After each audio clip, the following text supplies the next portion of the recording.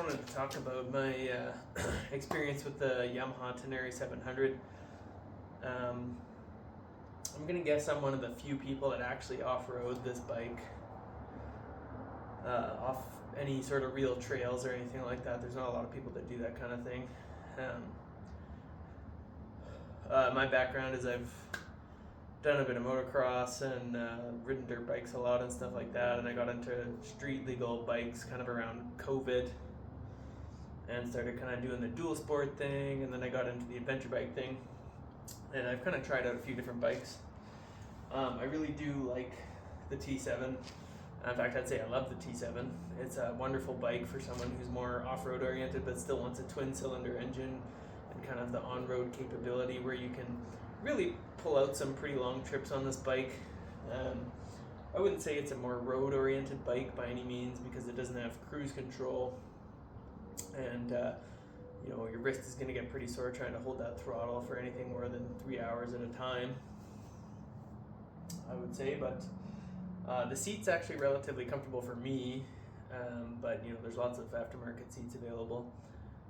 So this T7 has had a whole lot of modifications done to it. So when I bought it, it had the ABS removed. What else did it have done? I think that's the major thing. It had aftermarket signals put on, skid plate, all that kind of stuff. And then I put on a MIV Dakar exhaust to bring the exhaust high and out of the way so it wouldn't bend the exhaust bracket, because I did drop it on that side and it did bend the bracket a little bit, or at least it bent the little thin part of the bracket. So I decided to just change the exhaust altogether. I put Artec plastics on it because I broke the stock plastics off-roading it. The stock plastics stuck out a little bit further than the Artec ones, and they're also very brittle, so I broke one side. Basically looks like Humpty Dumpty, so these ones are a lot more flexible. I haven't tested them yet, but there's lots of reports that they do just fine. They're more like dirt bike plastic, so they're kind of flexible and they'll bend and stuff instead of breaking. I put a radiator guard on, and I put some Midas Enduro, I think they're called Enduro Trail XT Plus tires on it, front and back.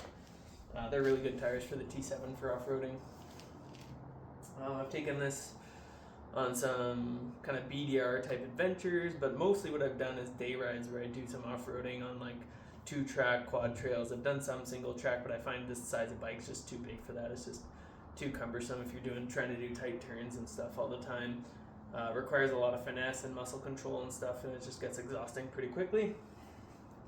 But yeah, it's a super fun bike. It's got a lot of power, more than enough power than I would ever need to get things done. It does really well on hill climbs. It's got a lot of torque, and it's got a very kind of linear power. Like it doesn't have like kind of almost a power band like some bikes have. It's just very linear throughout the range. Just go, just keep going. So you can lug at low RPMs and you can scream it at high RPMs. This engine's happy literally anywhere. It's really impressive, actually. Something I want to mention is the radiator sits really far inboard on this bike, so the chances of you actually damaging the radiator are pretty slim. You can see kind of the edge of it down here probably. It sits well, a couple inches inboard of the fairing. I'd be very surprised if you damaged the radiator on this bike, but the one thing that does stick out is the engine. Because it's a twin-cylinder engine, the engine sticks out a little bit more than it would on a single cylinder. So the case sticks out a lot on each side, so it's more likely to get hit on rocks and stuff like that. I haven't had any issues with it, but I think I've gotten lucky so far. I think eventually, when you drop it just right and the rock's sticking up, it's going to puncture that case eventually. So having some maybe lower crash guards or like an AXP skid plate where it covers the water pump and kind of comes up a little bit higher is probably ideal for this bike.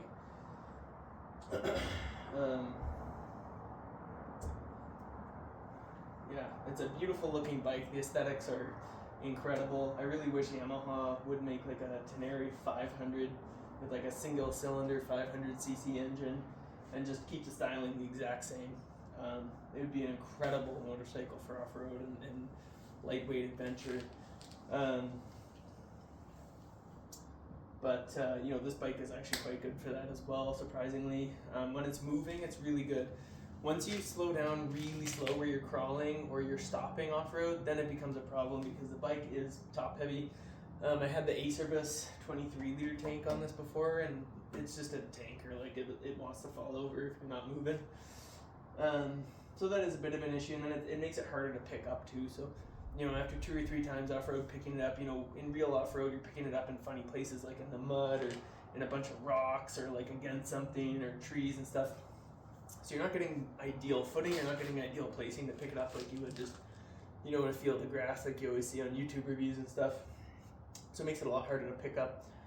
Usually I won't go off-roading unless I'm with a friend of mine so we can pick each other's bikes up and stuff, and that makes it doable, but I wouldn't want to do it by myself because you could get to the point where you're either too tired to pick it up, the bike could fall on you and pin you, it could fall on you and injure you, break your leg, whatever. So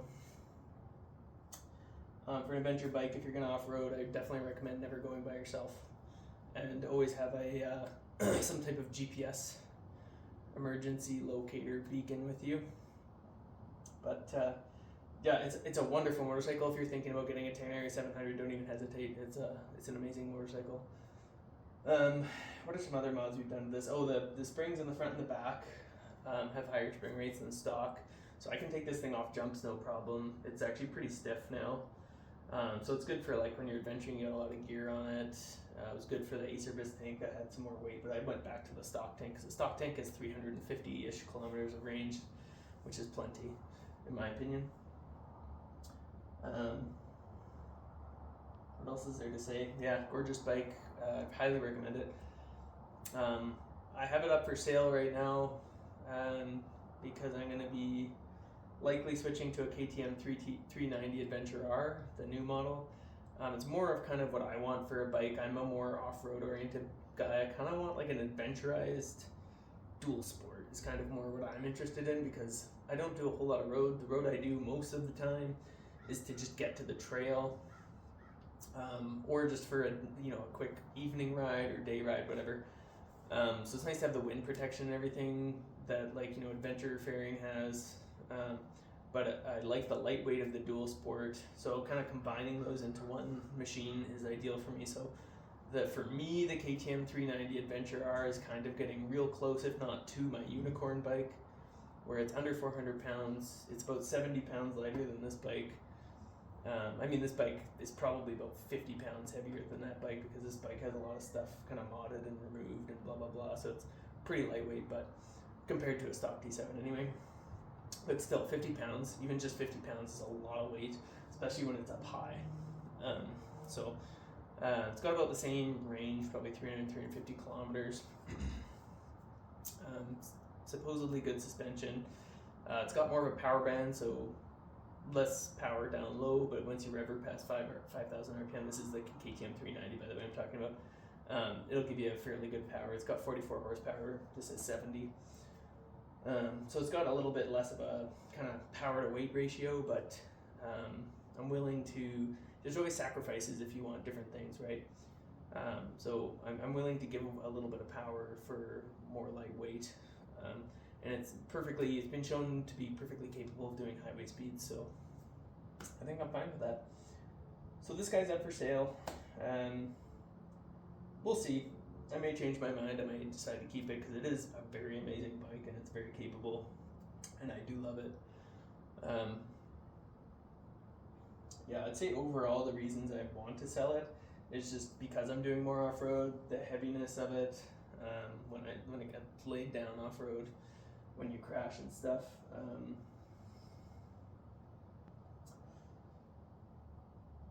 Yeah, I think really honestly that's the most part, and then I'm a little worried about these cases getting punctured, but that can be mitigated.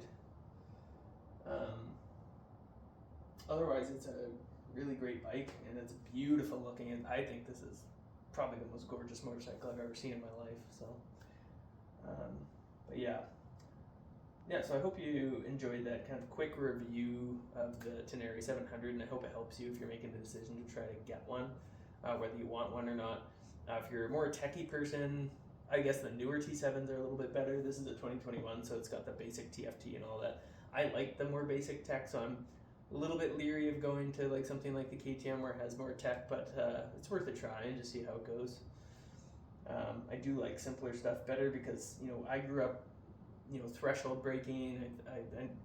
I don't really like ABS, although ABS is good. It's not necessarily a bad thing. I don't like traction control. I like to feel the bike and use my skills to get the bike up things. I don't like a computer to do it for me. But you know, with the KTM 390, I can turn that stuff off, so that's nice, and it saves it as well that it's off. So yeah. So anyways, hope you enjoyed that. And if you're thinking of getting a TE7 because it kind of suits your what you're looking for, you just really love, you know, the sound of it, the look of it, everything, I totally recommend you get one. They're gorgeous bikes. They're wonderful. They're reliable. I haven't had one problem with this bike, so yeah. Thanks for watching.